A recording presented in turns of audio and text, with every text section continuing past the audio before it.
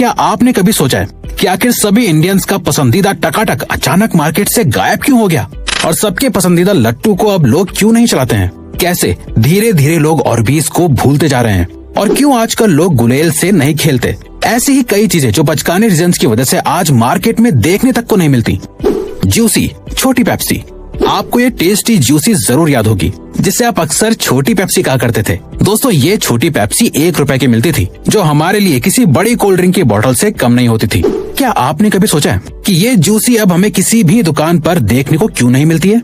दरअसल दोस्तों, जब ये जूसी बहुत ज्यादा खरीदी और बेची जा रही थी, तब इस जूसी पर बहुत से एलिगेशंस लगाए जा रहे थे, जैसे इसको बनाने के लिए गंदे पानी का इस्तेमाल किया जाता है और हाइजीन का भी ख्याल नहीं रखा जाता था। इसके अलावा दोस्तों, इन एलिगेशंस को गलत साबित करने वाला कोई भी नहीं था, क्योंकि ये जूसीस कोई बड़ी कंपनी नहीं बनाती थी, बल्कि ये जूसीस तो असल में लोकल बिजनेस था, जिसको लोग अपने घरों में ही बनाते और पैक करके बेचते थे। यही वजह है कि ये टेस्टी जूसी अब आपको कहीं भी देखने को नहीं मिलती है। लट्टू। दोस्तों, 20s के बच्चों के लिए लट्टू किसी रिमोट वाली कार या वीडियो गेम से कम नहीं था। आजकल के बच्चों को तो शायद लट्टू का नाम और उसके बारे में पता भी नहीं होगा, लेकिन क्या आप जानते हैं कि लट्टू को अचानक से लोग क्यों भूल गए? अब तो ये लट्टू गांव जैसे एरिया में भी देखने को नहीं मिलता है, जहां लट्टू का एक अलग ही क्रेज हुआ करता था। दरअसल दोस्तों, आज के मॉडर्न पेरेंट्स अपने बच्चों की सेफ्टी को बहुत ज्यादा प्रेफरेंस देते हैं। इन्हीं मॉडर्न पेरेंट्स का मानना था कि लट्टू की नुकीली नोक से बच्चों को चोट लग सकती है। इसके अलावा आजकल के बच्चों को भी लट्टू ज्यादा इंटरेस्टिंग नहीं लगता है, बल्कि लट्टू की जगह बच्चे बे ब्लेड जैसे रोलर्स को पसंद करने लगे थे, जिसके अंदर उन्हें अलग अलग वेराइटीज भी मिल जाती थी। और फिर बे ब्लेड्स भी अब कोई यूज नहीं करता। लेकिन दोस्तों, ये कहना गलत नहीं होगा कि लट्टू को चलाने का एक अलग ही एक्सपीरियंस होता था, और तो और लट्टू को चलाने के लिए भी स्किल्स की जरूरत होती थी।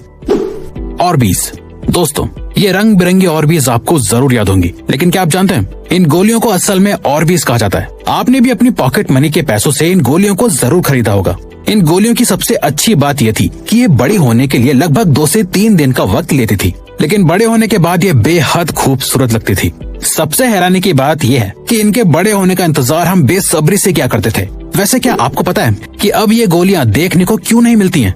दरअसल दोस्तों, ये गोलियां बड़ी होने के बाद बहुत ही जल्दी अपने आप टूट जाती थी, जिस वजह से बच्चों को लगने लगा कि मानो जैसे उनके पैसे वेस्ट हो गए हैं, और इसीलिए धीरे धीरे लोगों ने ऑर्बिस को खरीदना बंद कर दिया। खैर, ऑर्बिस आज भी बहुत ही कम जगह और कुछ ही मॉल्स वगैरह में मिलती है, लेकिन इसकी सेल्स अब बहुत कम हो चुकी है। Slingshot. गुलेल। दोस्तों, गुलेल का भी अपना एक एरा था। जिस तरह से लोग आजकल टिकटॉक और रील्स को लेकर पागल हैं, ठीक उसी तरह लोग गुलेल के लिए पागल थे। गुलेल बहुत ही इंटरेस्टिंग खिलौना हुआ करता था। लोग इससे पेड़ का फूल तोड़ा करते थे और तो और निशानेबाजी की प्रैक्टिस किया करते थे। क्या आपको पता है कि लोगों ने इससे खेलना क्यों बंद कर दिया? दरअसल दोस्तों, गुलेल जितना इंटरेस्टिंग और मजेदार खिलौना था, उतना ही ज्यादा डेंजरस भी था। अब जैसे बच्चे तो बच्चे ही होते हैं, उन्हें नहीं पता होता कि किसी खिलौने से लोगों को गहरी चोट भी लग सकती है। आपस में खेलते वक्त अक्सर गुलेल से दूसरे बच्चों को चोट लग जाती थी, बल्कि कुछ बच्चे तो दूसरे लोगों को परेशान करने के लिए भी स्लिंग शॉट से उन पर निशाना लगाते थे। अब इतनी सारी शिकायतों के बाद कुछ जगहों पर स्लिंग शॉट को बैन कर दिया गया था, जिसके बाद गुलेल के प्रोडक्शन में बहुत गिरावट आई थी। फिर धीरे धीरे मार्केट में और भी ज्यादा सेफ खिलौने आने लगे और लोगों ने गुलेल से खेलना बंद कर दिया। Playing candy.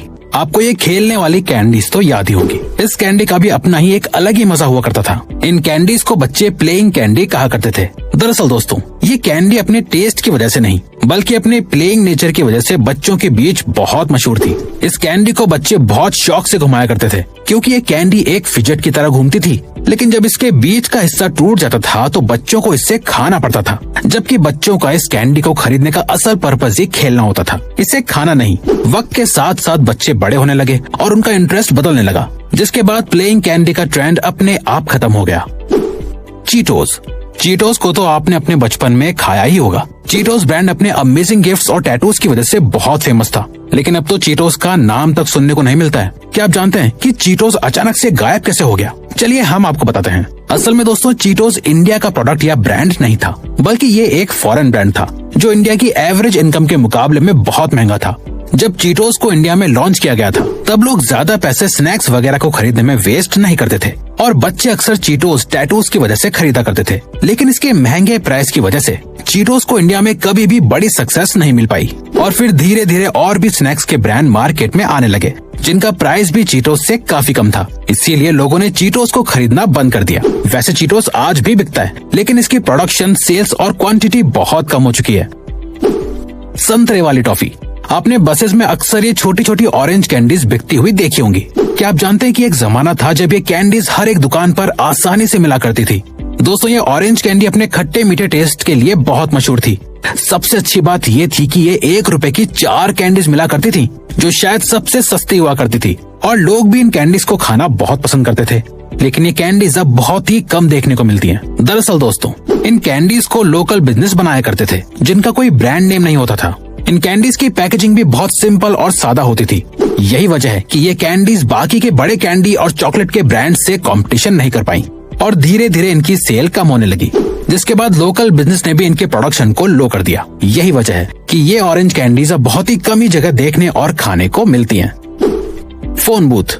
फोन बूथ की इम्पोर्टेंस सिर्फ 20s के लोग ही समझ सकते हैं। उनके लिए फोन बूथ किसी सुपर कंप्यूटर से कम नहीं हुआ करता था। एक जमाना हुआ करता था जब छोटी से छोटी और बड़ी से बड़ी बात करने के लिए फोन बूथ लोगों की जिंदगी का एक इम्पोर्टेंट हिस्सा होता था। लोग फोन बूथ का बहुत इस्तेमाल करते थे, बल्कि फोन बूथ भी एरिया के हर कोने में लगे हुए होते थे। लेकिन टेक्नोलॉजी बड़ी और ग्रो हुई, जिसके बाद पॉकेट फोन्स का इन्वेंशन हुआ, जिसके बाद लोगों को फोन बूथ की कोई जरूरत नहीं थी और लोगों ने अपने फोन बूथ का इस्तेमाल करना बंद कर दिया। आज के जमाने में फोन बूथ बस एक डेकोरेशन का मटेरियल बन गया है जिसको अक्सर शूटिंग करने के लिए इस्तेमाल किया जाता है। आईपॉड्स। म्यूजिक लवर्स के लिए आईपॉड्स एक रेवोल्यूशनरी आइटम था, क्योंकि इस छोटे से प्रोडक्ट के अंदर लाखों से भी ज्यादा गाने एक साथ स्टोर किए जा सकते थे, वरना लोगों को गाने सुनने के लिए सीडी प्लेयर्स का इस्तेमाल करना पड़ता था। आईपॉड ने लोगों के एंटरटेनमेंट को आसान और मजेदार बना दिया था। आईपॉड खुद एक टेक्नोलॉजी का इनिशिएटिव था, लेकिन टेक्नोलॉजी इतनी तेजी से आगे बढ़ी कि इसने आईपॉड को भी पीछे छोड़ दिया। जैसे मोबाइल फोन, जिसके अंदर आप किसी भी गाने को सुन सकते हैं। अब तो गाने सुनने के लिए एप्लीकेशंस तक बन गई हैं, जिन्होंने आईपॉड को लोगों के लिए बिल्कुल ऑब्सोलीट बना दिया है।